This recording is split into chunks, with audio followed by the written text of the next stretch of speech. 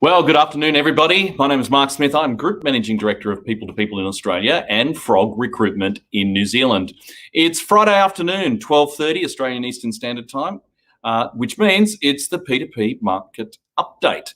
So today, I'm actually in WA. I'm in the People2People Perth office. So I've been up since 4 a.m. this morning because of the 2-hour time difference, and it's actually 10:30 in the morning here in WA.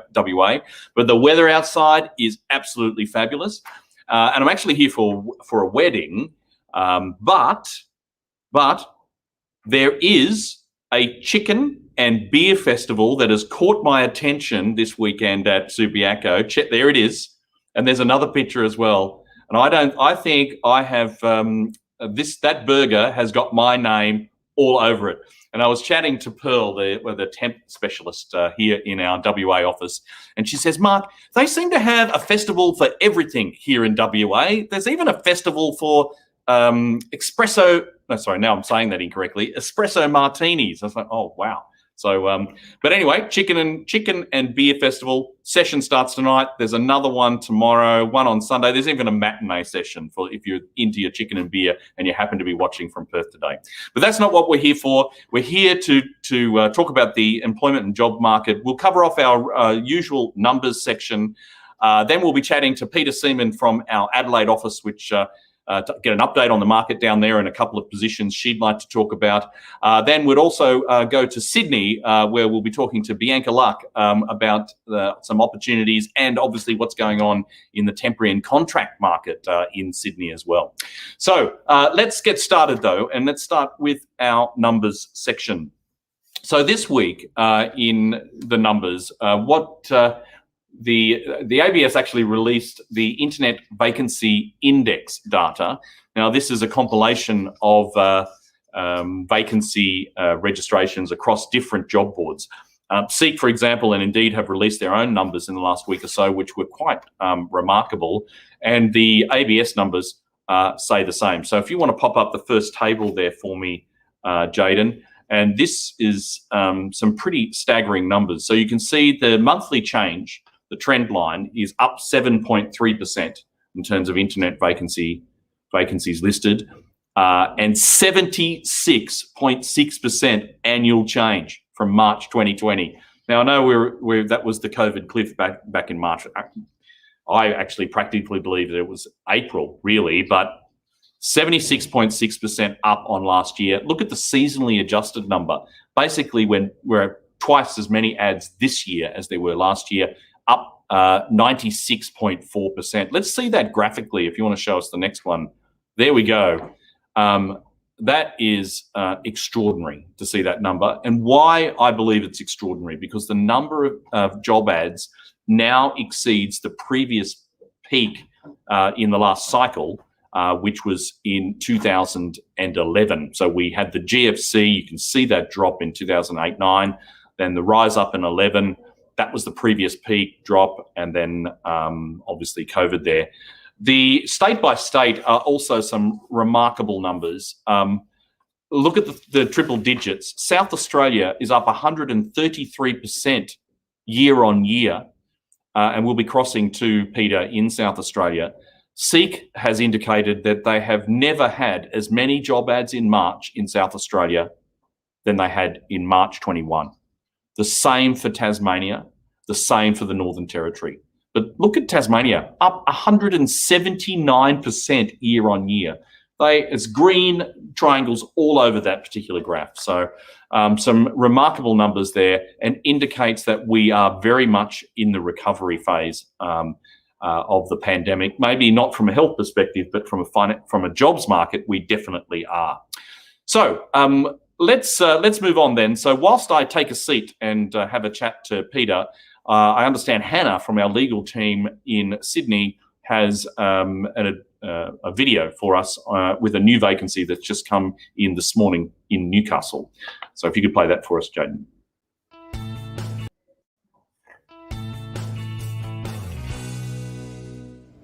Hi everyone, my name is Hannah and I work in our legal support team here at People2People. We are seeking a legal assistant to join a highly regarded national law firm in their Newcastle office. This is a fantastic opportunity for someone to work close to home and by the beach. You will need to have proven experience working within plaintiff personal injury law. You'll be responsible for diary and email management, file management, drafting legal correspondence, preparing briefs, billing, and any ad hoc secretarial tasks. This is a full-time permanent position offering a competitive salary package. This firm really invests in their employees' professional development and offer ongoing training and support. They're a close-knit team, and this is a great role for someone who is looking for their next long-term career opportunity. If this role is of interest to you, please apply using the link below or contact me by phone or email. Thank you.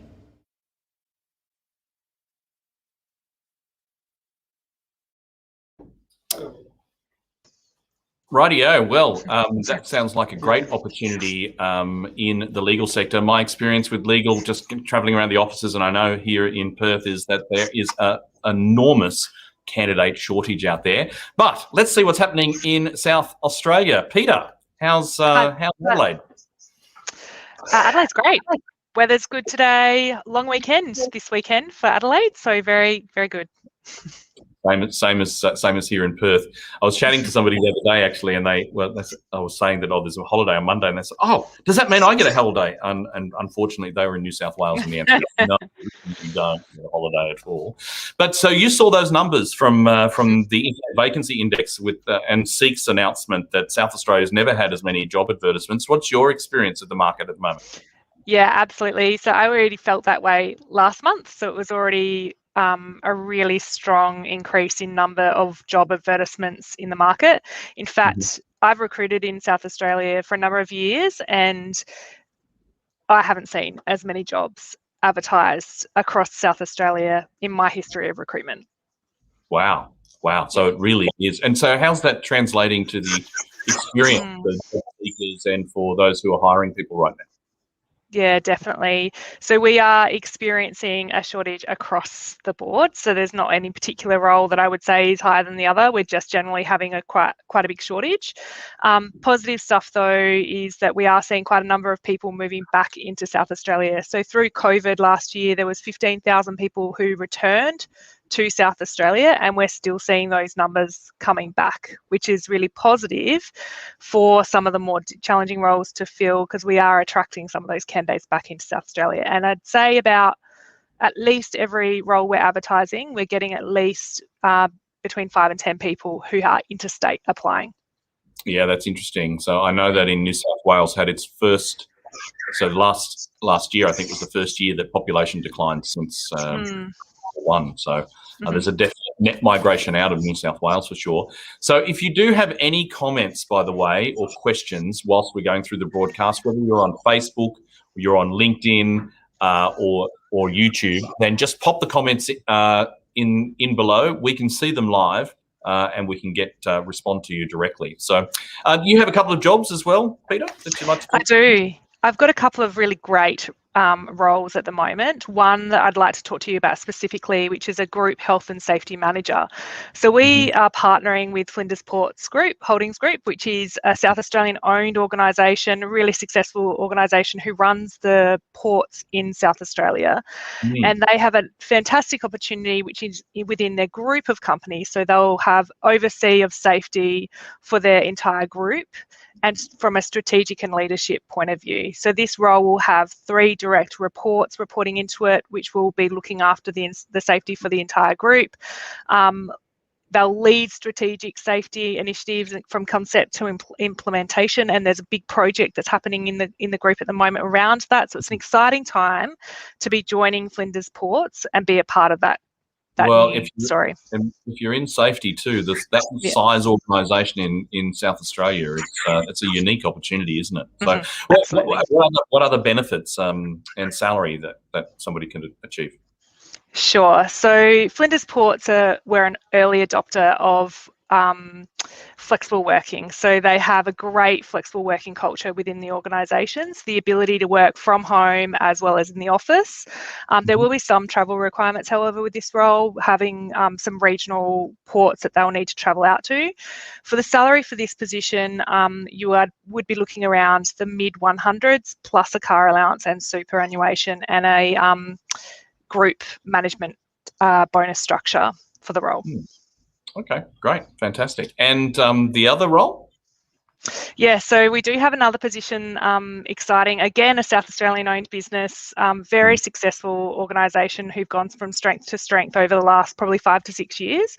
They're Chem Supply Australia. They have a brand new HR manager role. So this is an exciting opportunity for someone who is in HR and had that experience in managing HR in the past, who wants to be able to go in and really be in control of writing what HR looks like for Chem Supply. So this is a really creative role. Huge, isn't it? That's great. Yeah. So with this role, we're looking at around mid-hundreds for the position, and it's a full-time permanent position based in Gilman in South Australia.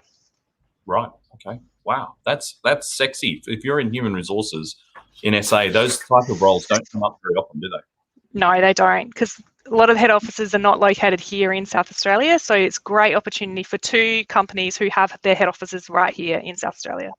Wow. Okay. So if anybody's interested in these jobs or would like to learn more, how can they get in touch with you? Yep. So they can contact me directly on my phone number, which is 08 8317 4801. Yes, and I can see that the Group Health and Safety Manager is in the comments. I'm sure the HR one will be there shortly as well. But thanks, Peter. Thanks for joining us.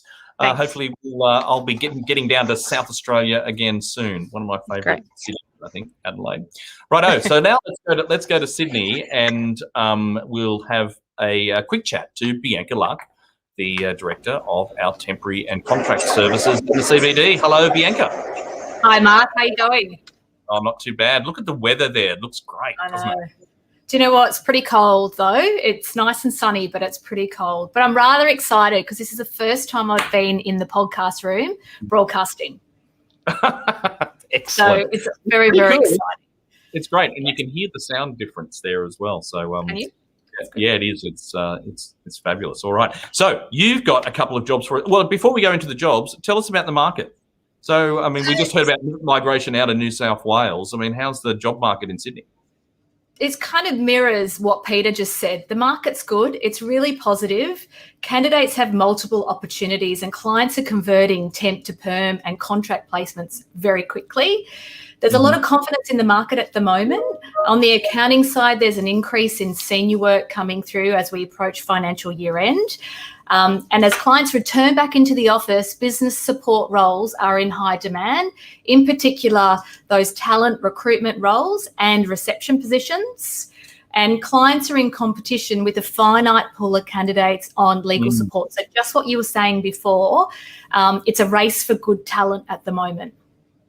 Yeah, I think so. Our experience, I've been in WA now for the week, and we've got a strong legal support team here, and the firms are having to battle it out in terms of benefits.